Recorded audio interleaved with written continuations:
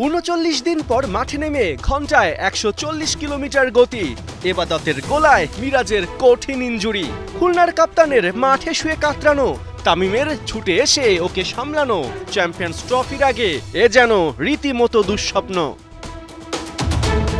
না, এই দুঃস্বপ্ন মিরাজ কাটিয়ে মাঠে নামলেও দলের হার এড়াতে পারেননি। তামিমের নেতৃত্ব আর মালানের ঝড়ো ব্যাটিংয়ে দাপুটে জয় তুলে নিয়েছে বরিশাল বাহিনী।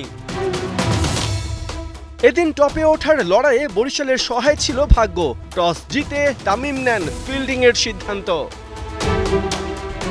কিন্তু বরিশালের জয়যাত্রায় বাদ সাধেন মিরাজ আর নাইম শেখ। ঝড়ো ব্যাটিংয়ে ৫ ওভারেই বোর্ডে তোলেন ৪৫ রান।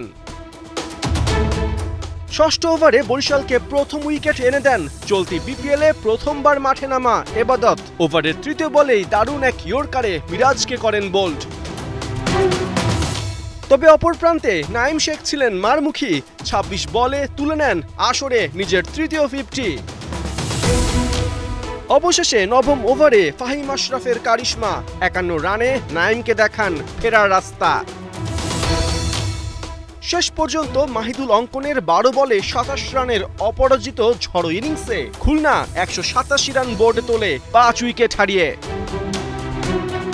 লক্ষ্য তাড়া করতে নেমে দ্বিতীয় ওভারেই বরিশালের আপসেট, মাত্র ১১ রানে তাওহিদ হৃদয় হারান নিজের উইকেট।